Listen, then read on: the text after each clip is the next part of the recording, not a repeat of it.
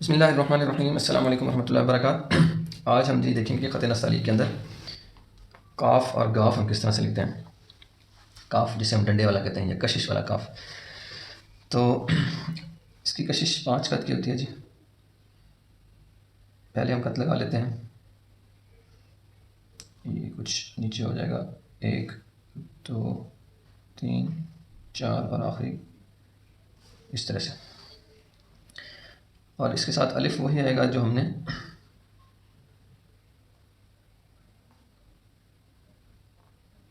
सबसे पहले सीखा था, यानी कि 3.25 क़त वाला, 1 2 3 और ये 3.25।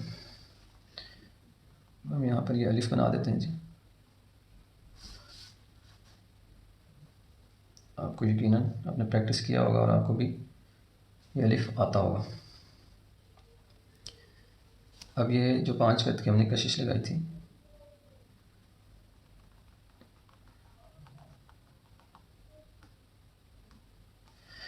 इसका बालाई हिस्सा जो है ये बिल्कुल हम इसी तरह से इसके साथ टच कर देते हैं, इस तरह से, और ज़ेरी हिस्से को भी जिसके अंदर ज़म कर देते हैं एक तरह से।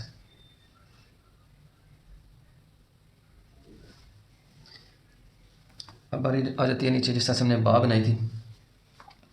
ये 5 क़त हो गया जी, ये 3.25 क़त हो गया, ये 9 क़त 10 क़त 11 क़त अपनी सहूलत के हिसाब से आप बना सकते हैं इसका बाकी हिस्सा। तो यहाँ से हम शुरू करते हैं, ये बारीकी से शुरू होगा इस तरह से, और फिर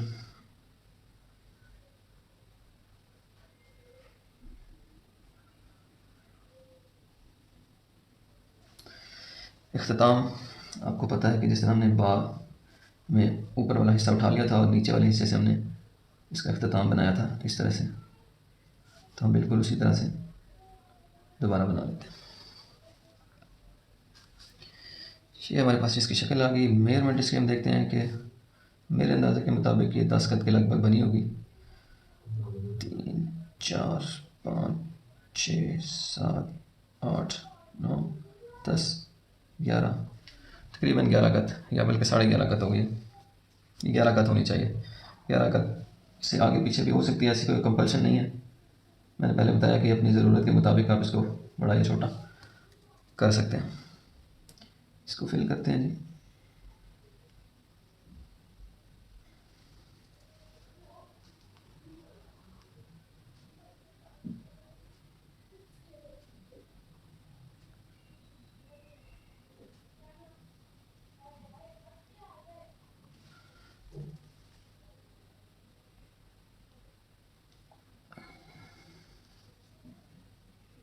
इसका इख्तिताम गोलाई माइल होता है, जैसा कि हमने बा में देखा था,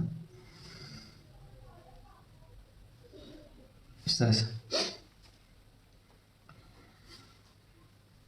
इब्तिदा से बारीक और इंतहा से कदरे मोटाई में ज़्यादा।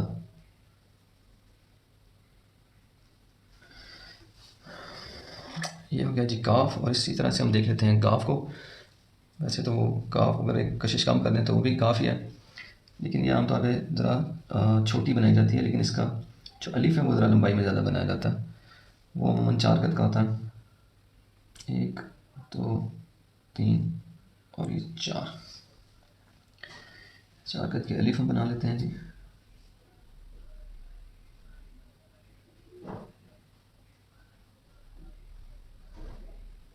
इस तरह से कशिश इसकी वही 5 क़त। आप कशिश को बढ़ा भी सकते हैं, कम भी कर सकते हैं, इसमें भी कोई ऐसी कंपल्शन नहीं है। ये थोड़ी बहुत बड़ी छोटी हो भी जाए तो कोई प्रॉब्लम नहीं है। मिसाल के तौर पर हम यहाँ पर 1 2 3 4 5 क़त की ही बनाते हैं। फिलहाल थोड़ी सी बड़ी कर लेते हैं।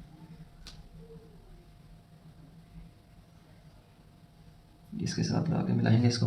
ऊपर वाला हिस्सा जैसे काफ में बनाया था, इसमें जम कर देंगे इस तरह से, और नीचे वाला हिस्सा भी इस तरह से।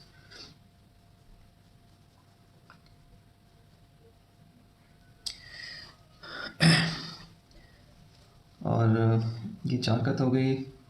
ये 5 कद। इसके साथ अगर आपने गाफ का दंदाना बनाना है तो तकरीबन 2.5 कद का बना लें आप, और कशिश सॉरी, उसके दरमियान में आप प्लेस कर दें इस तरह से, 1 2 2.5, तो इस तरह से छोटा सा एक हिस्सा बन जाएगा इस तरह से।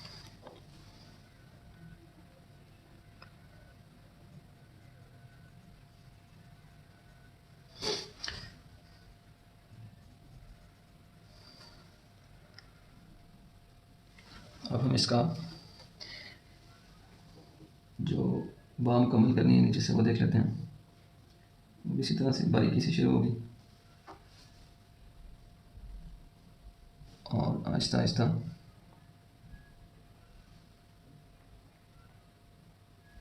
ये तकरीबन 3.5 कद क्या बना लें, 1 2 3 और ये 3.5 कद। इसका भी वही इख्तिताम बिल्कुल क्लैरिटी के साथ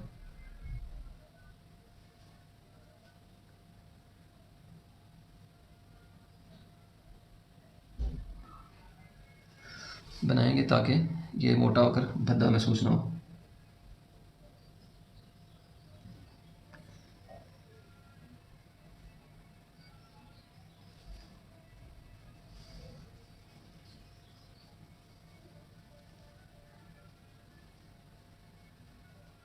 इस तरह से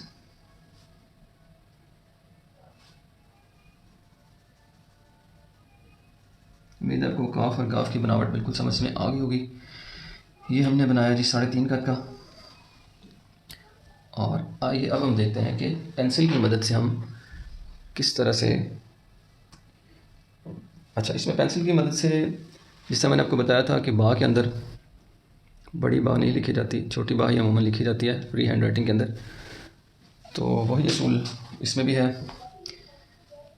आप काफ को शुरू करेंगे सबसे ऊपर वाली लाइन से और यहाँ 3rd लाइन पे लाके ख़त्म करेंगे। यहाँ पर आप इसके साथ बा मिलाएंगे तो ये काफ बन जाएगा। कशिश आप इसकी खींचेंगे ऊपर से। फ्री हैंड राइटिंग के अंदर आप कशिश जितनी भी लंबी कर लें वो खूबसूरत ही लगती है, बहुत ज़्यादा ज़रूरत से भी ज़्यादा लंबी ना करें। मैं आपको मज़ीद एक कशिश के साथ काफ लिख के दिखाता हूँ।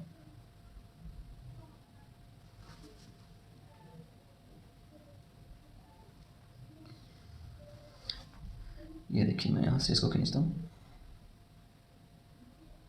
ये तो ये आपकी इबारत में यकीनन खूबसूरती में इजाफा ही करेगा।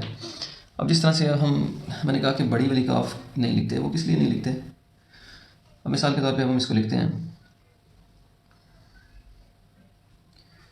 हम यहाँ से इसको तवालत देते हैं। अब यहाँ पर आके हमारे ये देखें, इसकी कोई उस तरह की खूबसूरती नहीं है, बल्कि इसके पास हम एंड पे आके बिल्कुल लाचार हो जाते हैं, क्योंकि इसके एंड पे एक शक्ल भी है और वो इस तरह से है। ये या तो फिर हम इस तरह से करके इसका अख्ताम करें और इसको मोटाई दें, लेकिन ये फ्री हैंड राइटिंग में हमारे लिए पॉसिबल नहीं होता, इसलिए हम इसी को ही कंसिडर करते हैं और इसको आमतौर पर फ्री हैंड राइटिंग के अंदर नहीं लिखते। जी उम्मीद करता हूँ कि इस लेक्चर से आपने कुछ ना कुछ ज़रूर सीखा होगा। नेक्स्ट लेक्चर में इंशाल्लाह लाम और मीम अल्फ़ाबेट्स जो हैं उनके साथ हम हाजिर होंगे। तब तक के लिए इजाज़त दीजिए। अस्सलाम वालेकुम रहमतुल्लाहि व बरकातहू।